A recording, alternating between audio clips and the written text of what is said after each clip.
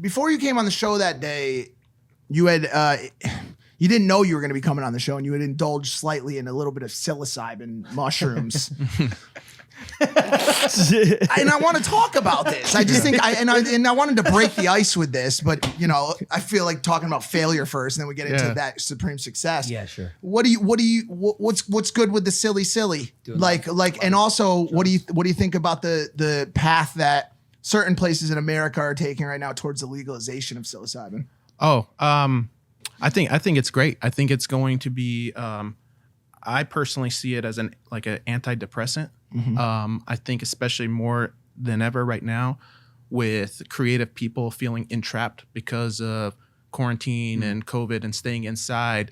And I think you're going to see a lot more creative people kind of feeling trapped and feeling, which feeling trapped ultimately leads to anxiety buildup and depression. And I feel, some of these psychedelic drugs, actually give you kind of an escape, kind of give you some of the answers that you didn't have before, and they connect you with your subconscious mind. So I think, of course there's going to be some people who abuse it, just like some people abuse alcohol, some people abuse sugar, marijuana, everything. But I think for the masses, I think it's going to really help, connect with yourself more and find some of those answers that you don't know. It's definitely a fast track way to completely switch your perspective on life like that. This isn't a PSA to try psychedelics, but what about the Hannah Stocking? Was it that bad that you felt like you needed to do drugs? No. Why did you do drugs? No. I was just here, and I wasn't. I honestly, I didn't even. I just wanted to come by and see you guys. But you wanted to see us intoxicated. No, stop. Well, you weren't here. Sat down like this. Johnny comes on the podcast. I knew something was wrong right off the bat. He comes down and sits down like this. He's like. I owe you a preface here. I'm not offering any context. So he's not doing this shit to get fucked up. Nothing was wrong. He's very much joining a high level group of business executives and thinkers in this country right now who are utilizing psilocybin microdoses to enhance their collaborative and creative spirit. This is half a decade to a decade behind Silicon Valley, who has been using psilocybin and microdose levels for the past 5 to 10 years to continue to garner collaborative spirit on teams. CEOs are doing it to open their minds to new creative approaches to both business and technology. It seems, and LA has as well. But I guess the question for me is, what core benefits are you finding in your life? And I know you just said, the relief of anxiety and depression, but what are you finding it does for your approach to business and creative? I'm always a thinker, and I'm always thinking of ideas. And usually, I think of an idea and then I move on to what's on my plate. So that idea still stays in the back of my head and my subconscious mind. And eventually, it just builds up and builds up. Sometimes I'll sit, I'll write down the idea real quick in my notes app. But, it just sits there. And then when it's time to execute, it just kind of connects me back with my subconscious mind on what needs to do. And then now, how does that one idea connect with the big picture of what we're building, or with the, how does it become one big experience? How do we take this to another level? And it just really helps me release, especially I work from home. My office is not in my home. So I'm home almost always, sometimes I'll go out for a dinner, but that's about it. So I'm home, and I don't have that, before pre-COVID, we had an office and we had a team of people that would sit in a room, and our ideas would bounce off one another because, that's how we used to be in a room of 6 to 8 people coming up with ideas, and that doesn't exist anymore. And I don't know when that's coming back.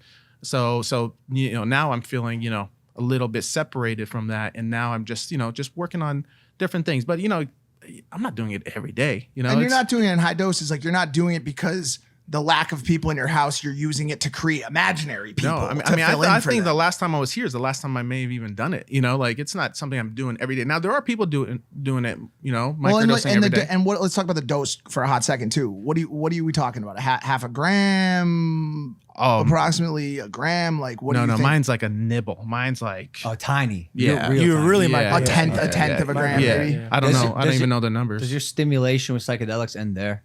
Would you take it further? LSD? I don't think so. No. Have you tried? Have you tried any of that other stuff? Yeah, I I'm have. sure. Yeah, when I was younger. Yeah, but I don't think so. I just watched a documentary, Orange Sunshine. Yeah. Tim Leary documentary about the Brotherhood of Eternal Love. Your ranch. Who used to own my ranch. That's why I watch it. And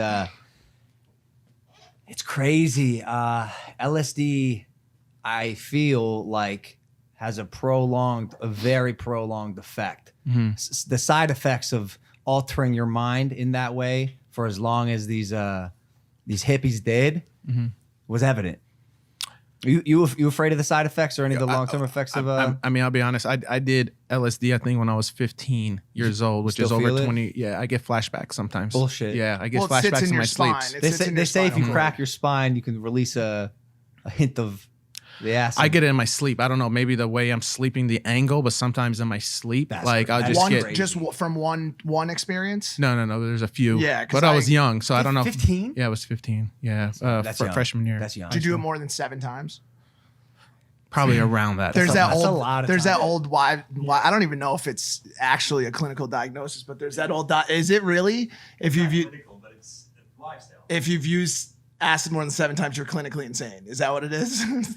There's a lot of insane people in this room right now and in this city. I might be at exactly 7. Yeah, you tried to keep it right under yeah. that level. Yeah, but it's weird though. The conversation about psychedelics has very much entered the mainstream, and I think you have people like Joe Rogan and other people that are on his show talking about it all the time, and it'll be interesting to see where it goes over the next decade, because now you've got places like Denver and Oregon who have decriminalized and I think are even moving towards rec legalization on psilocybin, so you can go to a store and buy it, which is wild. And it starts there usually. So it usually starts Oregon, Colorado, Washington State. Yeah, they kind of start some of the weird shit. Absolutely.